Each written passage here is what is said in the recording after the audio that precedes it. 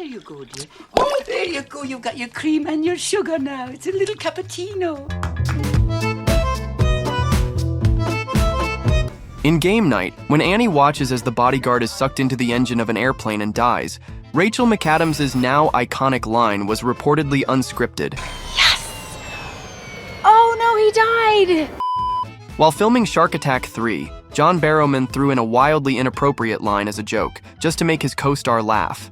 He never expected it to make the final cut, so he was just as shocked as anyone when it did.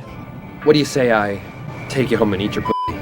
It was a joke to make her laugh. They left it in the frickin' movie. In Young Frankenstein, Gene Hackman improvised the now iconic espresso line, catching everyone, including director Mel Brooks, completely off guard. Brooks laughed so hard on set that he instantly knew it had to stay in the final cut. Wait! Where are you going? I was gonna make espresso. In Once Upon a Time in Hollywood, as Cliff drops Rick off at set, Brad Pitt delivered a line that wasn't in the script. He just shouted it in the moment, and Tarantino loved it so much, he kept it in. Hey! You're Rick f***ing Dalton. Don't you forget it. In Training Day, the famous King Kong line wasn't in the script. Denzel Washington came up with it during filming. King Kong ain't got shit on me! The director told the cameraman, "I hope you got that," knowing it would be nearly impossible to recreate the raw energy of the moment. King Kong ain't got shit on me! Hot Rod is packed with unscripted gems, like the scene where Andy Samberg slams a door and accidentally shatters the window. Without missing a beat, he says, "And I am genuinely sorry about the window!" In The Lord of the Rings, John Rhys Davies brought a lot of his own creativity to the role of Gimli, often improvising lines to add humor and personality. During the drinking game with Legolas, he made up a line inspired by Jaws that wasn't in the script. The dwarves that go swimming with little hairy women. In Pirates of the Caribbean, The Curse of the Black Pearl, the film's final line wasn't in the script.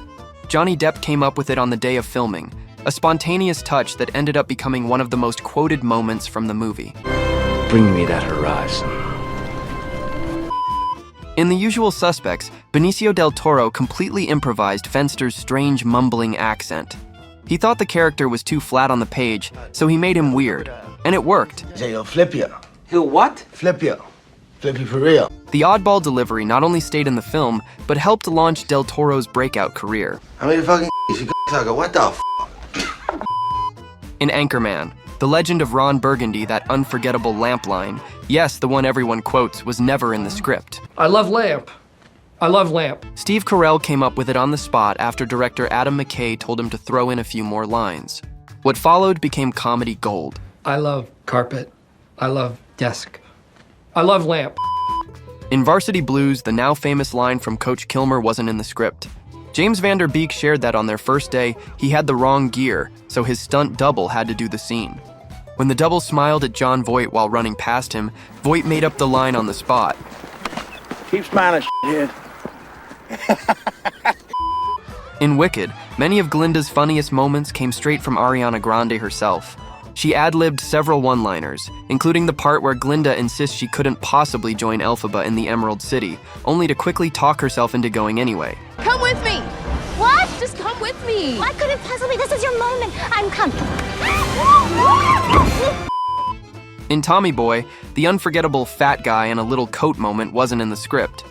Chris Farley had been doing the bit off camera to make David Spade laugh, and one day, he just slipped it into a scene while the cameras were rolling. That guy in a little coat. That guy in a little coat. Director Peter Siegel loved their chemistry and often let them improvise, capturing some of the film's funniest moments that way. The wild bathroom scene in Mandy was mostly improvised by Nicolas Cage. At one point, the camera awkwardly adjusts mid-shot, clearly trying to follow Cage as he went off script and moved in an unexpected direction. Mick Jagger is a baby. Baby ape. Baby ape. In When Harry Met Sally, the hilarious Pictionary scene where Sally draws baby talk was completely unscripted. Director Rob Reiner told Meg Ryan to do whatever you want, which led to genuine confusion and laughter from the cast that made it into the final cut. Baby fish mouth. Baby fish mouth. We can't say for sure, but it's long been rumored that Sean Connery came up with the iconic Bond line. Mr. Bond. James Bond. According to reports, the original script just had him say, "I am James Bond," but Connery's cooler delivery made history. Bond. James Bond. In The Departed, the scene where Costello shoots a woman and casually comments on how she drops wasn't originally in the script. Jeez, she fell funny. The script just said, Costello executes a man kneeling in the marshes. But Nicholson suggested changing it to a woman and adding the creepy line to show how desensitized Costello had become. She fell funny. In Clueless, the scene where Murray shaves his head and says that now iconic line to Dion wasn't originally in the script. Why did you do this to your head? Because I'm keeping it real. Donald Faison heard a neighborhood kid say it and decided to drop it into the scene, and it worked so well it became one of the most memorable moments in the movie. Why did Because you I'm do this keeping to it your real. head? Because I'm keeping it real. Because I'm keeping it real. In Animal House, the scene where D-Day plays his throat like an instrument in the film was improvised. And so was Bluto smashing the guitar. In Spider-Man No Way Home, when Andrew Garfield's Spider-Man steps through the portal, MJ throwing bread at him wasn't scripted. Why'd you do that? Zendaya was supposed to use a candlestick, but asked if she could throw bread instead. Director John Watts loved it and told her to go for it. Also, the scene where all three Peter Parkers are preparing to fight the villains and work together, Peter 3 tells the other two that he loves them.